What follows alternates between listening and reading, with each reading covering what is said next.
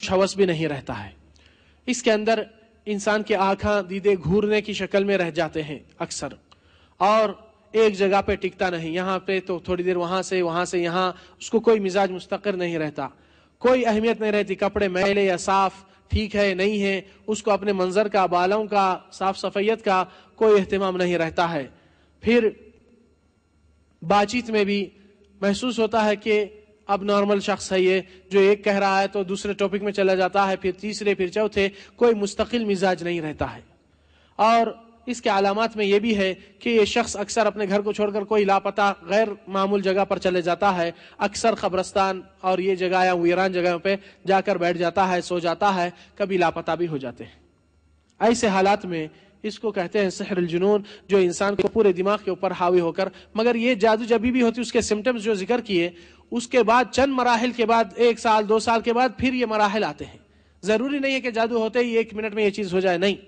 انسان جب محسوس کرتا ہے کوئی تکلیف ہے تو اللہ کی بندگی میں اور زیادہ اور دعا کے طرف ہو جائے تو اس کا کوئی اثر نہیں ہوتا ہے, ڈسکنیکٹ ہو جاتا ہے انشاءاللہ اللہ کے حکم سے. اور جادو کے توڑ کے آیات بھی جو ہم کل انشاءاللہ ڈسٹریبیوٹ کریں گے انشاءاللہ, اس کے اندر بھی آپ کو بہت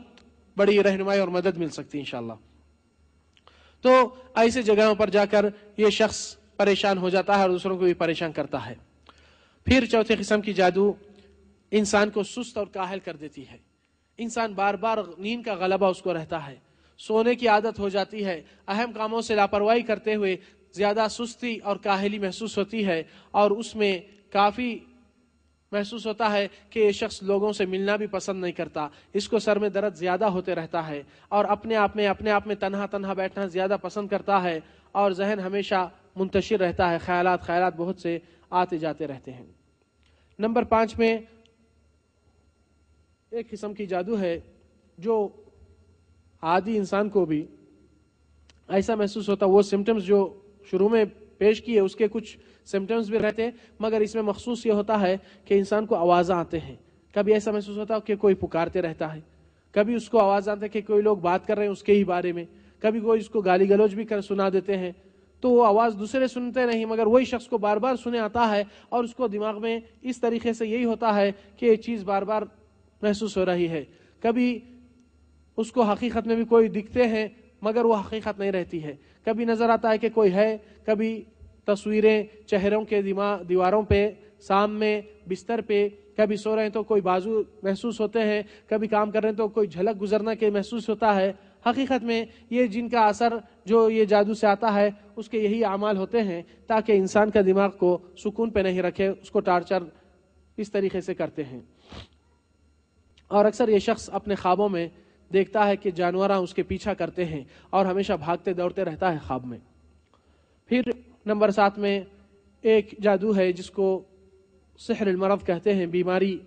ہو جاتی ہے, اور بیماری صرف بخار نہیں, بیماری مطلب کچھ ہاتھ پیر معذور ہو جانا, ہاتھ کی اٹھانے کی یا حرکت کی برابر حیثیت نہیں رہتی ہے, اور کبھی فیڈز کی طرح اکڑ جاتے ہیں ہاتھ پیر, اور کبھی ایک جسم کے عضو کے حصوں پہ حرکت نہیں ہونا, پیرالائسس ہاف ہو جانا, یا پورے کا پورا جسم اس طرح ہو جانا. ایسے بھی کچھ امور ہوتے ہیں, جبکہ ہم یہ بولتے ہیں کہ میڈیکلی حیثیت سے پہلے چیک اپ اور اس کا ٹریٹمنٹ اور میڈیسن ہی دیکھ لینا چاہیے. پھر اگر ایسے مسائل اس کے ساتھ دوسرے سمٹم جو شروع میں ذکر کرے وہ بھی ہو رہے ہیں تو انسان کو ڈاؤٹ رہتا ہے کہ یہ چیز کی وجہ سے انسان بستر پر آ گیا ہے, اور اس کا علاج موجود ہے. کئی ایسے حالات بھی دواخانے میں, مستشفى عسیر میں بھی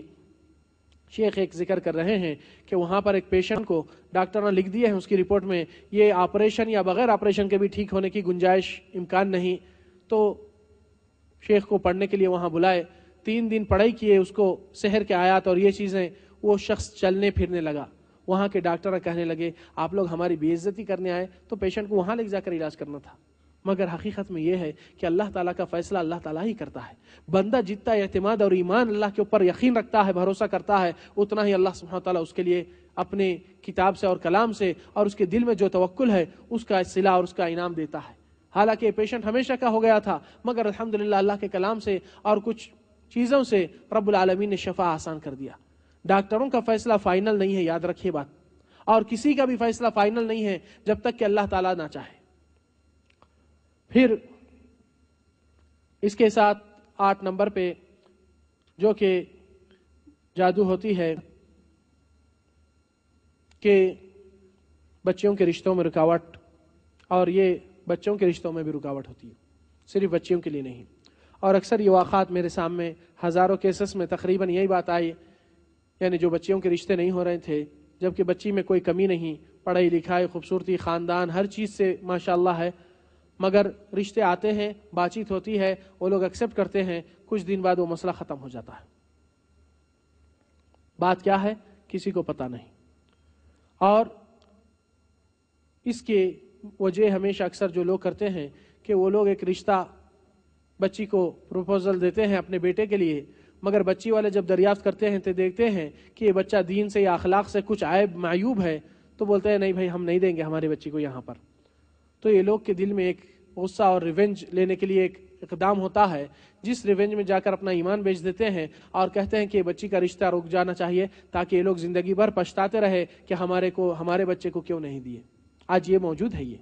کوئی باہر کے قصے نہیں، پورے ہندوستان کے واقعات بتا رہا ہوں میں۔ اور اس کی وجہ سے 5 مین سمٹمز ہے، علامات ہے۔ سر کا درد بہت ہوتا ہے، بار بار گولیاں اور دوائیں لینے کے باوجود بھی۔ نمبر 2، جسم میں کچھ کمزوری اور ہاتھ پیر میں تھر تھری کبھی خود بخود ہوتی ہے۔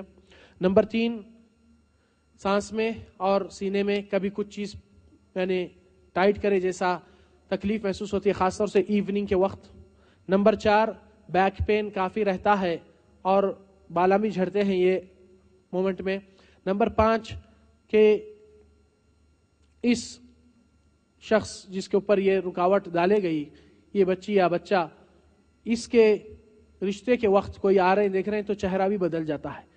فیر کم ہو جاتا ہے اور ایک دم کھینچا جاتا ہے، عجیب عجیب چیز ہوتی ہے اور لوگ یقین بھی نہیں کر سکتے کہ یہ چہرہ اسی کا ہے۔ تو ایسے یہ مین 5 علامات ہے، اور بھی 5 علامات دوسرے بھی ہے مگر یہ مین ہے۔